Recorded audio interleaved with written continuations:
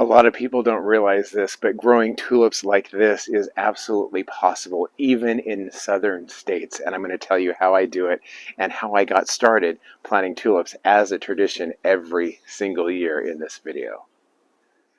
One of the main reasons why people don't think that they can grow these even in southern states is because tulips are a unique bulb in that they need the cold of winter in order to push their blooms in the spring. That cold really does do something which allows them the energy to push forth the bloom in the spring that we're so accustomed to and that looks so beautiful in a show like this. So when it doesn't get cold enough, we need to give them the assistance that they need in order to bloom like this in the spring. And in this case, that means refrigeration. Not freezing per se, but more of a temperature that's below 40 degrees for a prolonged period of time so that they can really establish that cold and really do that chemical change inside the bulb that will give them the energy that they need to bloom in the spring. So that's exactly what we did here. Now, I learned this a long time ago.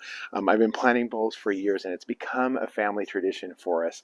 My grandmother, once a long time ago, told me that there is a way to do it, and actually the proper term is called forcing bulbs, because you're basically forcing a winter on the bulb so that you have blooms in the spring. So the first process in forcing the bulb would be to select your bulbs and then put them in a paper bag and place them in the refrigerator for a prolonged period of time to force them to have that false winter that you don't have in a southern area.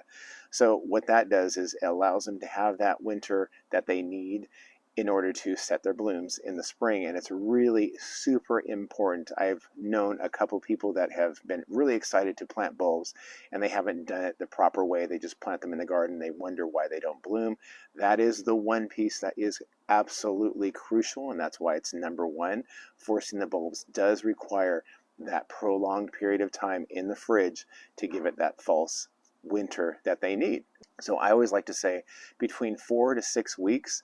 I've left mine in the fridge for up to 8 weeks before, but I would say no more than that, because once you go too long, then the bulbs start to diminish with their firmness, and you can have rot and other things like that. I would just say that if you are placing your bulbs in the paper bag in the fridge, keep any kind of apple away from them, because apples can give off gases that can damage the bulbs and they just don't set well. So once the forced period is ended and it's time to plant your bulbs, you want to select an area that's sunny and well draining, because you don't want the bulbs to sit in soggy soil, because they could perhaps rot in that condition.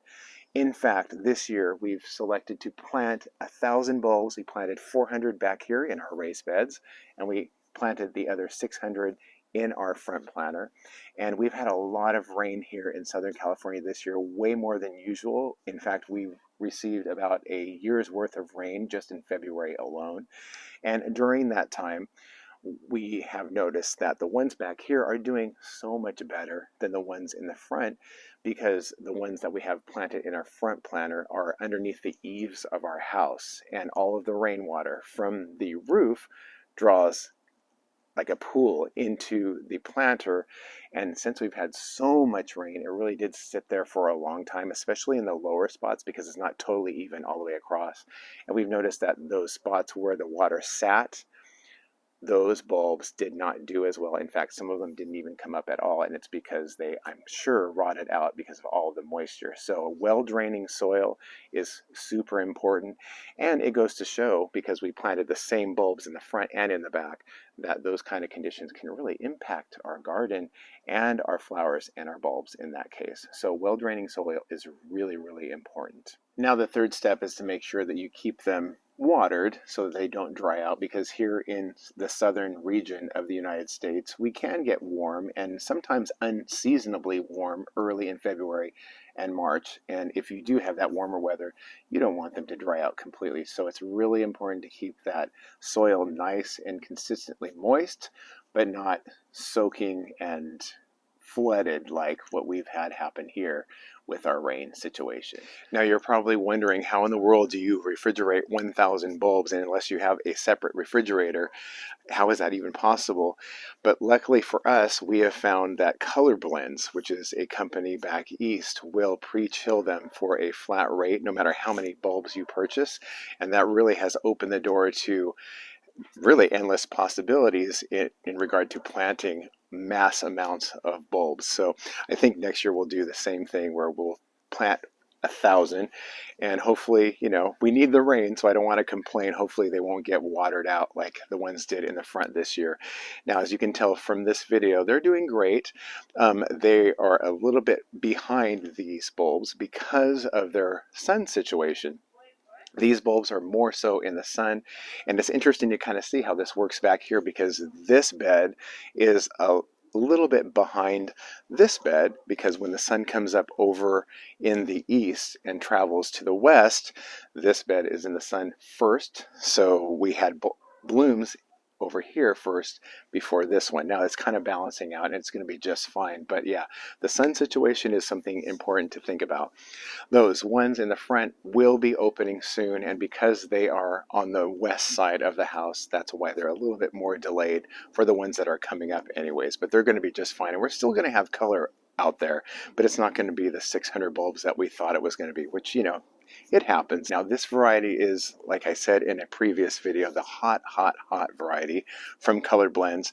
And I think, as you can tell, the colors are just beautiful. That yellow is just a clear, beautiful yellow that is consistent from the top to the bottom and even on the inside of the bloom.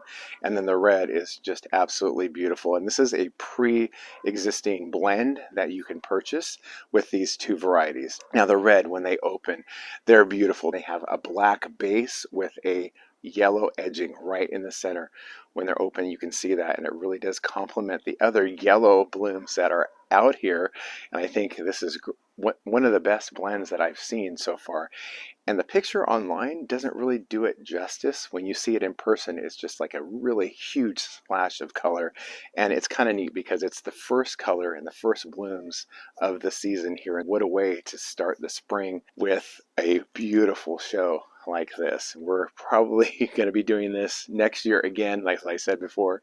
And my wife and my son both said we should probably, since we're not really growing anything in the full beds, maybe it'd be cool to perhaps put a color up here on the top bed and then another color on the lower beds and just kind of fill the whole area. But the possibilities are endless, and it's always exciting to think about the future, even within the current season. I think we're all doing that as gardeners because we get excited about what our gardens are going to look like, and it's exciting to see them when it does work out like this. And if you are in a southern state, never fear. There are things that we can do so that we can have this show, and it's really cool because when people see these things growing in our garden that are pretty rare for this area, it really does start a conversation, and people always want to talk about how it's a possibility, which it actually is. So thank you guys for stopping by today. We hope you've enjoyed today's video, and we couldn't have been more excited to get this video out there so you can see the first color in our garden. And we can't wait to show you what we have planned